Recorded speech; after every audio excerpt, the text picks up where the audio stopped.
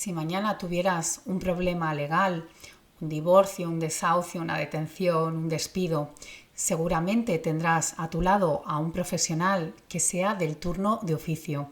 ¿Quieres saber cómo funciona esta institución? ¿Cuánto cobramos? ¿Qué requisitos son los necesarios para obtener el beneficio de la justicia gratuita? ¿Y cómo funciona el sistema? Pues quédate y te cuento.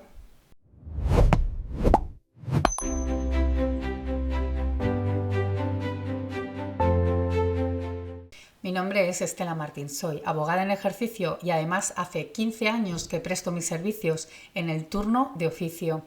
En este vídeo vamos a aprender hoy qué requisitos son los necesarios para solicitar el beneficio de justicia gratuita, cómo funciona, cómo son las guardias de los abogados y qué retribución tenemos los abogados del turno de oficio. Te van a sorprender. Aquí te lo explico todo, sin pelos en la lengua. ¿Dónde se regula la figura del abogado del turno de oficio? Voy a ser muy rápida en este punto porque es el más aburrido, entre comillas. Sería en el artículo 24 y 119 de la Constitución española y en la Ley 1/96 de asistencia jurídica gratuita. Esta ley, por el número del año, que es el 96, veréis que es de hace mucho tiempo y le hace falta un buen meneo. Hay algunos artículos que ya están un poco desfasados, sobre todo los artículos que hacen referencia a todo el tema económico y también la nueva normativa que ha entrado en vigor este año 2025 respecto a los MASC, que no están recogidos en esta ley de asistencia jurídica gratuita. El artículo 24 de la Constitución lo que dice es que todos tenemos derecho a la tutela judicial efectiva, que si queremos que un juez decida sobre quién tiene razón de un tema concreto, la ley nos habilita para ello, y el artículo 119 de la Constitución que lo que nos dice es que aunque no tengamos recursos, podemos acceder a la justicia a través de la figura del abogado del turno de oficio. Dos puntos a aclarar. El abogado no es un funcionario, es un profesional liberal que tiene su despacho y que además presta sus servicios como abogado del turno de oficio. Y este servicio no es caridad, es un servicio público esencial que garantiza que nadie se quede sin defensa por carecer de recursos. Es un pilar del Estado de Derecho.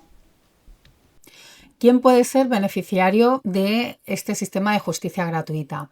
Pues todos aquellos que cobren menos del doble del IPREM, que para el año 2025 estaríamos hablando de unos 16.800 euros. Pero ¿qué pasa? Aquí tenemos un problema, porque se suman todos los ingresos de la unidad familiar y nada más que haya dos personas que estén trabajando con un salario mínimo, estamos superando este baremo.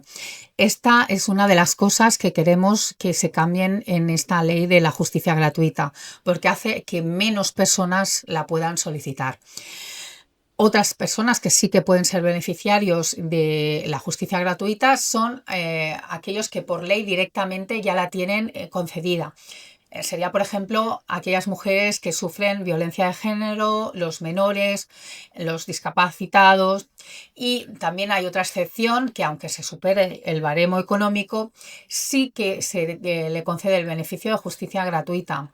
Por ejemplo, si estamos en un matrimonio que se quiere divorciar, lo que no van a hacer es que se sumen los dos salarios, porque al final lo que va a haber aquí es que cada uno va a ir por su lado.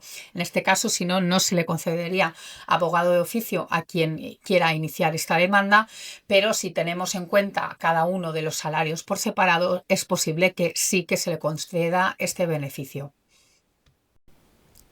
¿Cómo se asignan los abogados y los clientes?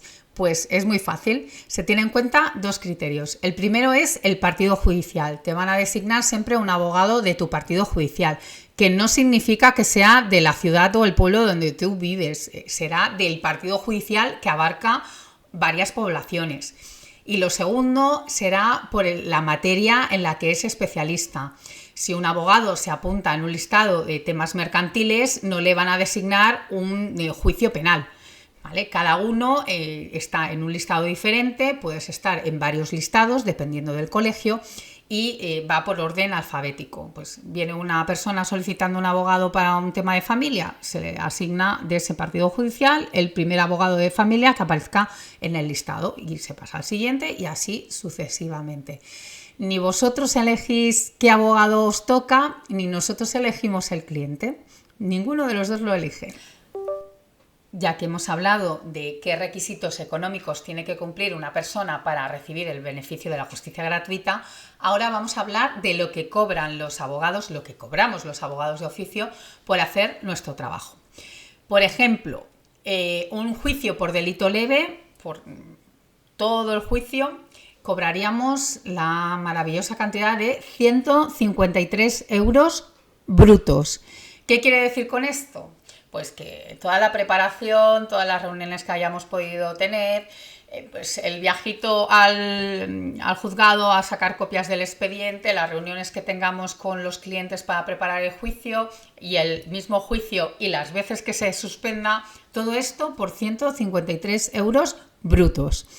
¿Qué significa euros brutos? Pues significa que de esta cantidad ya directamente el Colegio de Abogados se queda el 15% como retención. Ese dinero ya no lo recibimos. Y en ese dinero, ¿qué está incluido? Pues absolutamente todo. Desplazamientos, seguros sociales, el parking, las fotocopias. Absolutamente todo lo que se tenga que gastar el abogado está incluido en ese precio. No hay cosas aparte. Otro ejemplo de las maravillosas indemnizaciones que nos pagan a los abogados del turno de oficio sería una asistencia al detenido. Salimos de una guardia, hemos tenido una guardia y al día siguiente tenemos una asistencia al detenido, tenemos que estar en el juzgado a primera hora de la mañana, no sabemos a qué hora vamos a salir, muchas veces se sale a altas horas de la noche. El juzgado de guardia suele cerrar a las 8, pero hay veces que está abierto un poquito más. Entonces, ¿qué es lo que ocurre? Pues que por estos 78 euros brutos estamos las horas que haga falta y atendemos a nuestro cliente. Estas cantidades, al final, si vas haciendo muchas cositas, se van sumando y bueno, a final de mes pues tenemos un ingreso más o menos grande dependiendo del trabajo que hayamos hecho, pero las cantidades de las que estamos hablando son ridículas, teniendo en cuenta que el abogado o abogada tiene muchísima responsabilidad, muchísimo trabajo y que lo que se ve, lo que nosotros hacemos en un juicio es solo la punta del iceberg. Detrás de ese trabajo hay un montón de horas de estudio, de preparación, tareas administrativas que no se ven y un montón de gastos que son necesarios para que el abogado pueda ejercer. Colegiación, seguros sociales, el seguro de responsabilidad, las cuotas que se paga también a nuestro colegio, el Consell Autonómico y las que se pagan al CEGAE y todos los gastos del día a día. Alquiler, teléfono, luz, agua, los rentings, todo está incluido en este dinero que nos pagan. Entonces, la retribución es totalmente insuficiente y tengamos en cuenta que Cataluña no es de las comunidades autónomas que peor pagan. Hay algunas que tienen unas retribuciones aún peores. Me gustaría aquí hablar de los problemas que tiene el turno de oficio, de la precariedad del turno de oficio. Hay algunos compañeros y compañeras que cobran poquísimo, pero es que además lo cobran con retraso. Nosotros además tenemos que hacer formación obligatoria, que no es remunerada, evidentemente, y las guardias son de 24 horas, que quiere decir que nos pueden llamar a las 4 de la mañana para hacer una declaración, a las 3 de la mañana venir de un habeas corpus y a las 8 de la mañana estar en comisaría atendiendo a una declaración de un cliente porque luego lo tienen que pasar a las 9:30 al juzgado para que le tome declaración su señoría. Y esto es un día normal de guardia. También indicar que tenemos una responsabilidad disciplinaria y una responsabilidad civil, pero es que además una responsabilidad en el ámbito humano. Nos encontramos con situaciones muy duras, con personas vulnerables y al final somos la última ratio, el último umbral, la última mano que se le tiende antes de que pues, lo desahucien o que tenga un problema grave pues, de violencia de género, que tengan un problema pues, porque ha habido una agresión por parte de un familiar. Todo eso nosotros tenemos una parte técnica que desarrollamos a través de nuestro estudio, pero además tenemos una parte humana que esto sale de nosotros, de esta vocación que tenemos los abogados del turno de oficio, porque creemos en un Estado de Derecho y porque creemos que todo el mundo tiene derecho a que le defiendan con todas las garantías. Queremos una justicia de calidad, pero nos la pagan como si en realidad fuera un hobby, y esto es muy injusto. ¿En qué ocasiones se tiene que abonar los honorarios del abogado del turno de oficio? Pues en varios casos. En el primero, pues si estás en una declaración, no conoces a ningún abogado y necesitas uno porque si no, no puedes declarar, lo que harán es llamar al abogado de guardia, y ese abogado lo que te dirá es que sus servicios cuestan tanto y se tendrán que abonar directamente a ese profesional, porque no eres beneficiario de justicia gratuita, simplemente no conocías a ningún abogado. También puede pasar que un justiciable solicite el beneficio de justicia gratuita y cuando se le hace el estudio económico se vea que está por encima del baremo, porque cobra más, porque tiene bienes inmuebles, porque tiene alquileres, porque tiene propiedades, por muchísimas cosas. Entonces lo que tocará es abonar los servicios del turno de oficio a este abogado que te ha atendido. También puede pasar que un abogado empiece llevando un tema con el beneficio de justicia gratuita y el justiciable lo que diga es que renuncia a ese abogado y se busca uno de pago. Si renuncias al beneficio de justicia gratuita, lo que ha trabajado este primer abogado se tendrá que abonar por parte del justiciable que ha renunciado. Entonces se le pasa la factura al nuevo abogado y es obligación de este justiciable pagar esa minuta. También pasa, y es muy triste, pero pasa, que se solicita por parte del Departamento de Justicia Gratuita una serie de documentación para probar que no tienes medios y que necesitas un abogado de oficio, y los justiciables pues no llevan la documentación que le están solicitando. El expediente se archiva y se pierde el beneficio de justicia gratuita. Y os preguntáis, ¿esto pasa a menudo?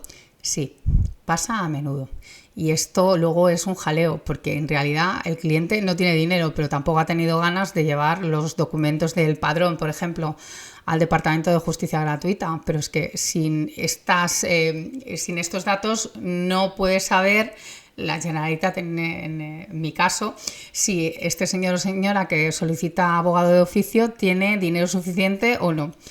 Por eso piden muchísima documentación. Los abogados al final no podemos ir solicitando esta documentación porque lo tiene que hacer directamente la persona que solicita los servicios, y si no la entrega a tiempo pues se archiva el expediente. Y el último caso que os tengo que contar es el mejor de ellos, es cuando el abogado del turno de oficio gana el caso, condenan en costas a la parte contraria y entonces tenemos derecho a minutar, tenemos derecho a cobrar. Devolvemos el dinero que nos haya pagado la Generalitat por los trabajos que hayamos hecho, digo la Generalitat en mi caso y puede ser el Ministerio de Justicia en otros.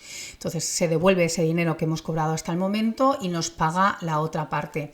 Ese es el mejor de los casos porque significa que el abogado puede cobrar más, puede cobrar algo digno y puede, además para justiciable significa que el abogado ha hecho muy bien su trabajo y que ha conseguido ganar y que le den la razón al justiciable. Entonces es una alegría para todos. Quiero desmontar uno de los mitos más extendidos sobre el abogado del turno de oficio, y es que es un abogado novato, sin experiencia, que no tiene clientes y por eso se apunta al turno de oficio. Esto es mentira. Esto es una falacia, más que nada porque os explico cuánto tiene que estudiar y cuántos años tienen que pasar antes de que un abogado se pueda apuntar al turno de oficio. Primero tiene que pasar su grado de Derecho, tiene que aprobar el grado de Derecho, luego tiene que hacer un máster habilitador que suele durar 1 año y medio. En este máster además hará prácticas, irá a ver juicios, trabajará en un despacho y verá cómo funciona todo. Después de este máster, cuando lo apruebe, tiene que aprobar un examen a nivel estatal y ese examen es muy duro, creedme, las preguntas son bastante complicadas. Después de aprobar este examen habilitador, lo que hace es colegiarse y cuando han pasado 3 años de ejercicio, lo que hace es poderse apuntar a las listas de turno de oficio. Pero es que además alguna de las especialidades lo que exige es una mayor formación o un mayor tiempo de ejercicio. Por ejemplo, para casos de violencia de género necesitas una habilitación especial porque has tenido que hacer un curso especial. Para atender a delitos que superen los 5 años de penas de prisión, tienes que llevar al menos 5 años de ejercicio de turno de oficio. Es decir, que se exigen unos requisitos todavía más duros. La media de edad en mi colegio, que es un colegio de Cataluña, es de más de 40 años. Es decir, que no somos abogados novatos con nuestro primer caso entre las manos. No es así. Al final, en esta profesión hay mucha vocación, hay mucho abogado y abogada que cree que tiene que aportar a la sociedad, y esta aportación la hacemos a través de la asistencia al detenido, las designas del turno de oficio y todo este sistema de justicia gratuita en el que creemos. Después de este vídeo ya sabréis mejor cómo funciona el sistema de turno de oficio en España. Sabréis también que hay profesionales muy cualificados que están trabajando 24 horas al día, los 365 días del año, para que cuando tú tengas un problema tengas a alguien a tu lado que te ayude y te saque de ese embrollo. Si os ha gustado este vídeo, regaladme un like, seguidme, y si queréis saber más sobre el sistema judicial español, sabéis que cada semana en este canal, en Caso Visto para Sentencia, tendréis a una abogada que os explicará sin pelos en la lengua cómo funciona todo.